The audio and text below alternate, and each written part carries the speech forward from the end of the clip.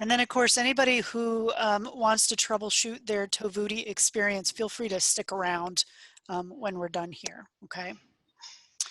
So we are now in chapter 5. Let's go through what's coming up in this chapter.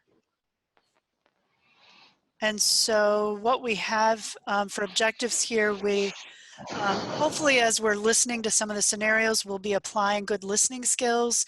And obviously now we recognize the importance they play.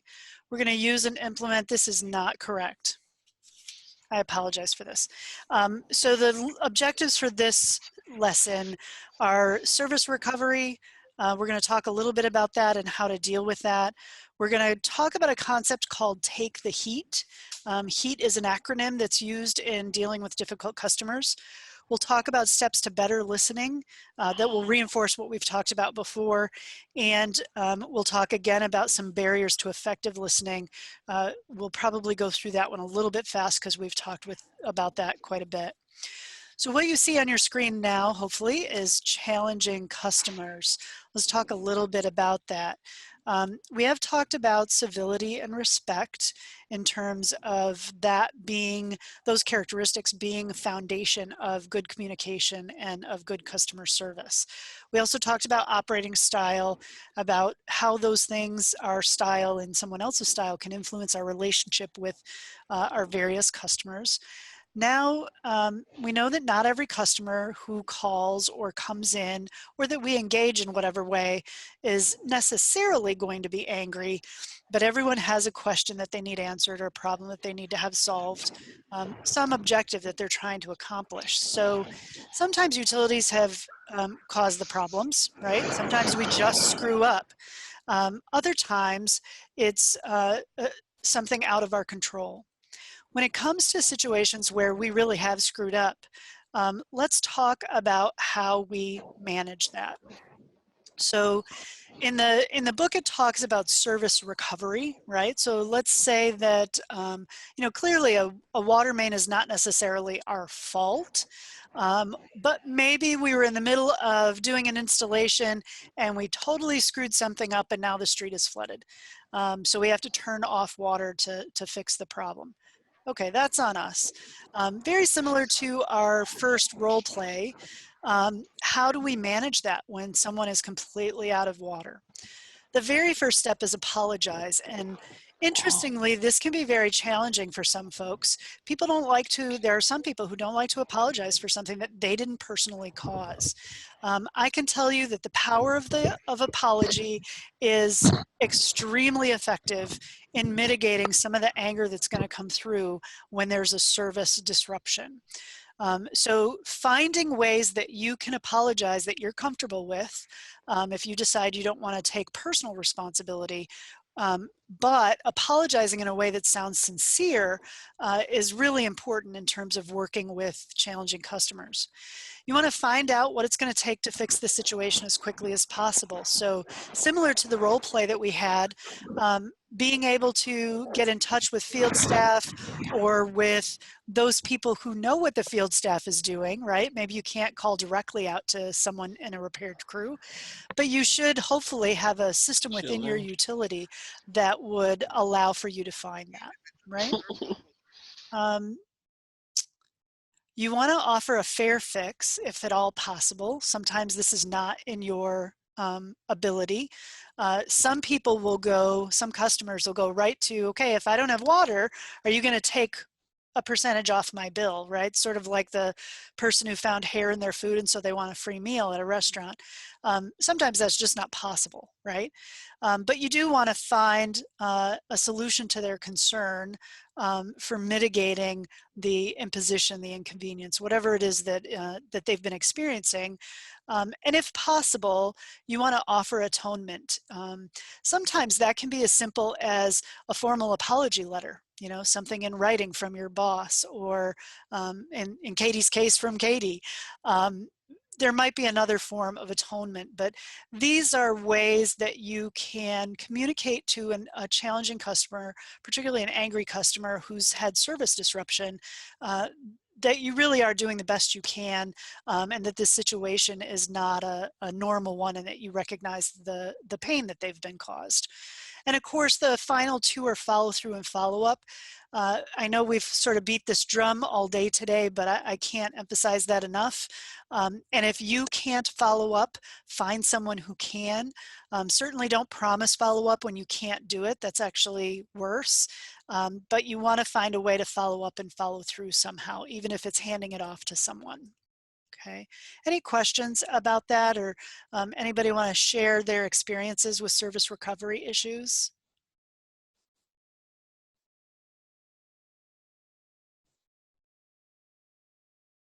No? We're all ready to go. Okay. That's fair. It's been a busy day. Let's move on. So this, sorry, go ahead. This is probably another area where it's mostly us, kind of a one-sided conversation where the customer calls in with just a lot of stress to vent and unload on, and it's just kind of us to hear that out and Yep. just make a few steps towards resolution. Right. That's actually a really good point. I think service recovery really is that simple. It's that straightforward, right? It's you just need to hear them and empathize and assure them that you're doing what you can to restore service.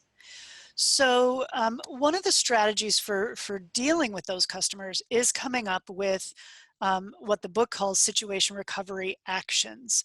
Now this was going to be a group exercise. Instead, I think we're going to do this as one large group.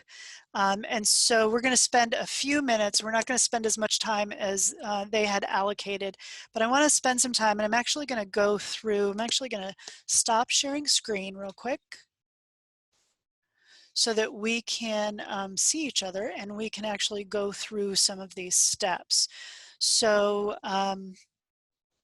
what we want to find are good recovery statements, either that you've used in the past or that you can use in the future, that help mitigate one of those service recovery situations. So Jack has gotten us started nicely.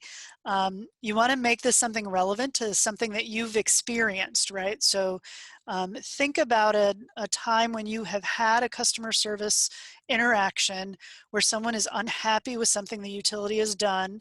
It could be a service recovery issue. It could be a billing issue. It could be that you didn't turn their water on because they're a new tenant and the bill isn't paid. Whatever it is, you want to think about your personal situation and a statement or two that you could use as you're talking to that person. So in this case, why don't you take just a minute or two, literally just a minute or two, to think about what you would actually say to a customer that's upset, given a typical situation you interact with. And then I'm going to have a few of you share those statements. So I'll give you, it's 3:21 right now. I'm going to give you till 3:23, and then we'll come back and I'll ask folks for their statements. Okay, let's see, who have we not heard from? What are some of the statements that you would use to help sort of dial down the anger of that customer? I always tell them that I understand their frustration and I'm sorry that this is happening to them. I let them know that I'm gonna talk to a supervisor, let them know what's going on and see if we can resolve the issue right at that moment, or see how long it would take for a supervisor to get somebody out there to resolve the issue.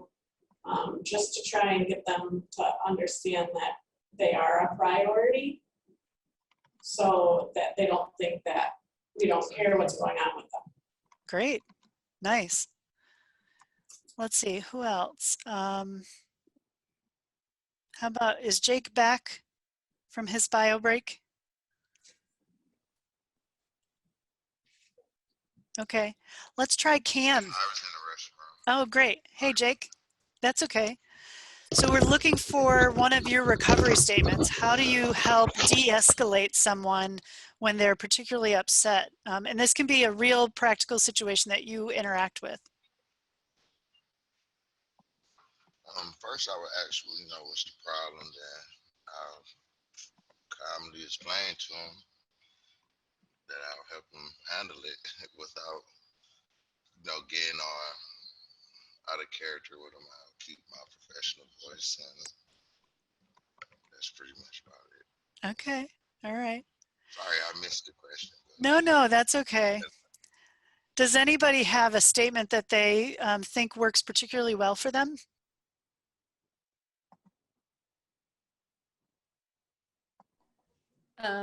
I have one that just hasn't been mentioned yet, and it's not like I use it all the time, but just sometimes in the vein of kind of empathy is sometimes reminding them that I'm a homeowner too, Oh, and so yeah. I understand what they've been through or how frustrating that must be, you know.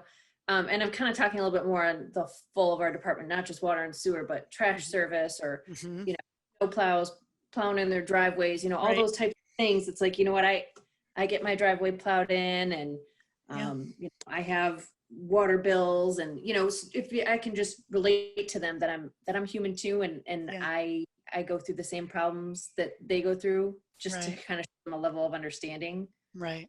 Good. Madeline, did you want to share your statement?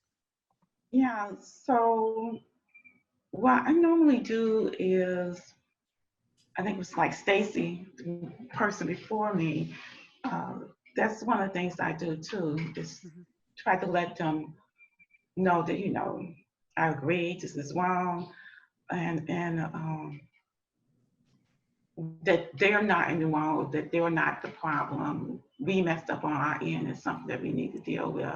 Yeah. And I also try to um, lower my tone Mm-hmm. and talk a little bit more softly and um, try to get them to, with my tone, get them to slow down, calm down, so that they can hear me give solutions or actions Yeah. and things, because sometimes people are so upset they can't hear me until I start just being quiet Mm-hmm. and just be really smooth, Mm-hmm. so that their behavior would change with mine, Right. so that I can communicate with them what I'm going to do and how I'm going to resolve their issues. Right. Good. So you've heard really the idea behind this exercise is to get you to put to words the concepts that we've been talking about. So Karina had talked about an apology, a sincere apology. I thought the way she worded her apology was good. Katie gave us an example of empathy. That was really helpful. Jake actually talked about, you know, helping to explain the situation so that folks know what's going on. And Madeline reinforced the empathy piece and the fact that our behavior actually amplifies what the customer is feeling. So being able to bring it down ourselves and keep calm helps them keep calm as well. You want to find a balance. You don't want to patronize them, because that'll just escalate it more. And we're going to talk about that in just a second. It's sort of the wrap up here, but really good comments from everyone. Keep in mind the idea behind these exercises, and even as you think about this going forward, a lot of what helps you deliver excellent customer service is being prepared with words that you're comfortable using to de-escalate a situation. So give it some thought if you didn't come up with something now. I'm going to go ahead and share screen. We've got maybe 5 to 10 minutes more, and then I'll be able to cut you loose. So we're almost there. We're in the home stretch. Stay with me, guys. So what's on your screen is, I have no idea if this is accurate. I totally used Google Translate. But if you have the book, it's on page 63, and it's actually a Japanese proverb that means don't fix the blame, fix the problem. So if you recall back in our role play last unit, you know that the CSR actually sort of implied that the crew chief really was at fault for not communicating back with the call center. That's not productive for anybody. All it does is make people mad, right? So it's not about blame. It's never about blame, but it's always about responsibility. And all you have to do is take responsibility for fixing the situation, for addressing the concern, right? So you don't have to take responsibility for the problem. You do need to apologize for it, but you're not blaming anybody. And that goes right down to someone who didn't pay their water bill. You don't want to blame them. You have no idea what their situation is. Maybe they're just a jerk and didn't pay their bill. Maybe they're trying to put diapers on the baby and feed their kids. So don't bother fixing blame. It's not productive. Focus on fixing the problem. I mentioned when we started this that HEAT was a process for de-escalation. So let's talk about that. HEAT is an acronym. It stands for hear them out, empathize, apologize, and take responsibility. So again, this is not necessarily about saying, okay, I'm wrong, I did it, I'll fix it. That's not it.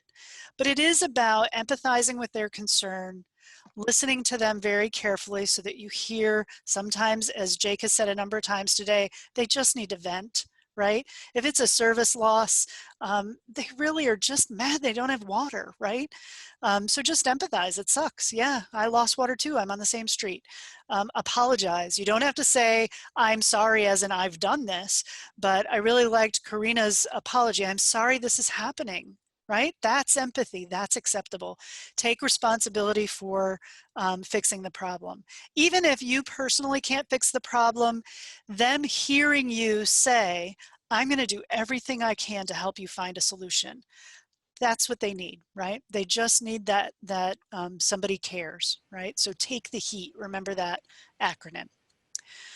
Let's talk just a little bit briefly. I'll go through this quickly. When you get your books, take some time to look at these. These are helpful just to put the kinds of challenging customers into context. So there are a number of different kinds of customers, and we've just put them into 4 different buckets. The first is the talkative one, right? So this is the old lady who wants to just come and talk to you. That's why she pays her bill in person. Or it's the gentleman who wants to come talk to you about the new garden he put in when you're replacing the curb because we just fixed his lead service line. There are those people that are unreasonable. So these are the people that are going to argue with you about every little thing. These are probably the people you're not going to help. And we're going to talk a little bit about how to deal with those folks here in just a second. But those unreasonable folks, we've all dealt with them, right? They just don't listen to reason. They don't want to listen, right? They're not listening. They're too busy yelling at you because they want to punish someone. We're going to talk about abuse and what to do about that here in just a second. We've all dealt with angry customers. A lot of this has to do with expectation loss, right? So people get angry when something they don't expect happens.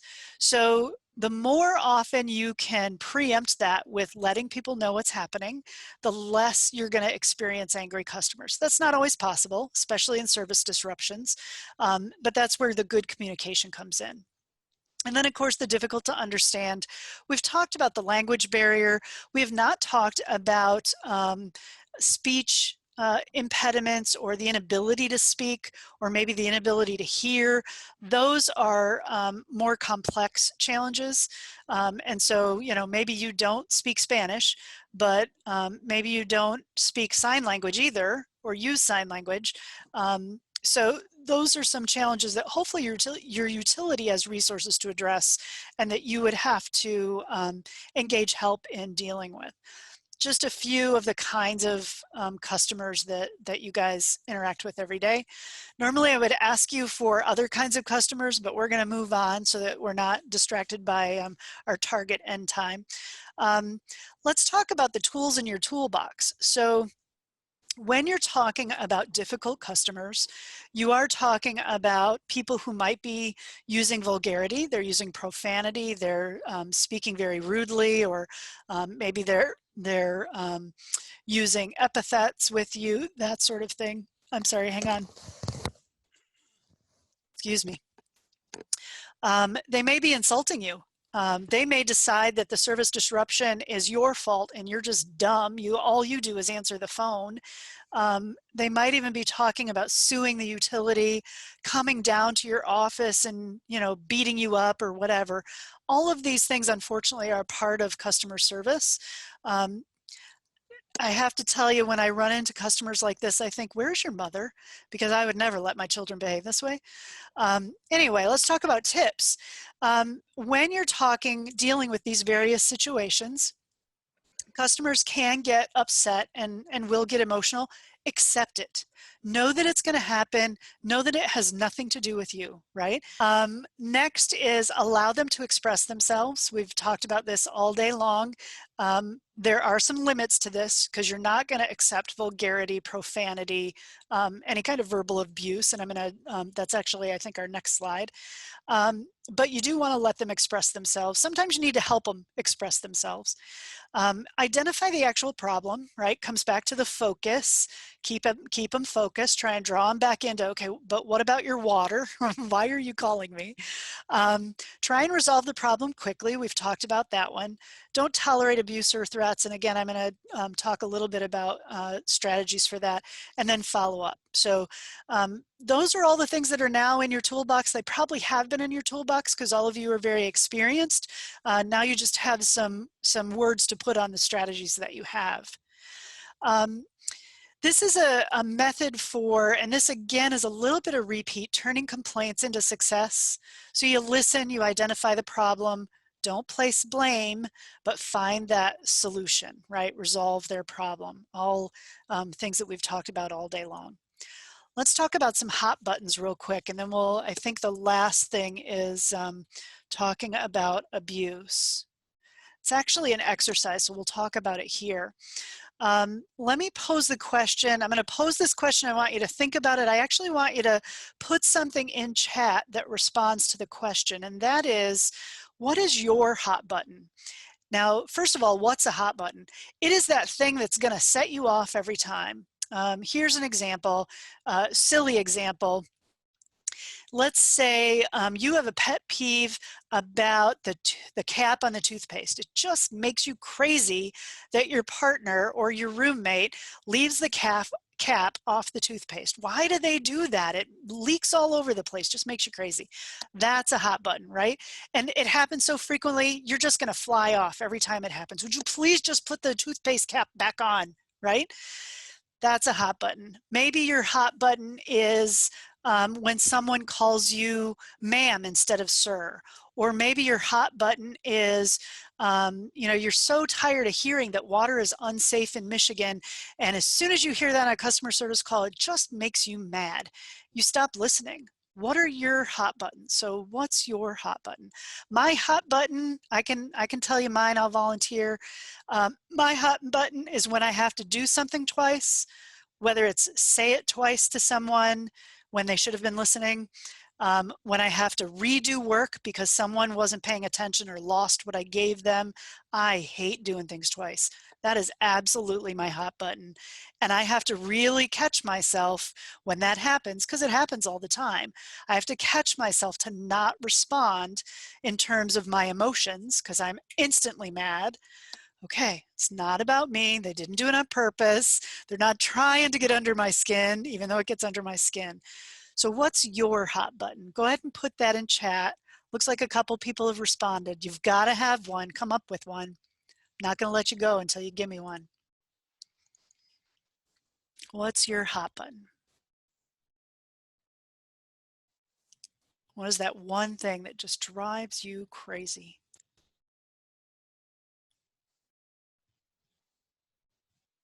I'll make it easy. It doesn't even have to be about customer service. I worked with someone a long time ago who his hot button was coming in and seeing dirty dishes in the sink. Just made him mad every day.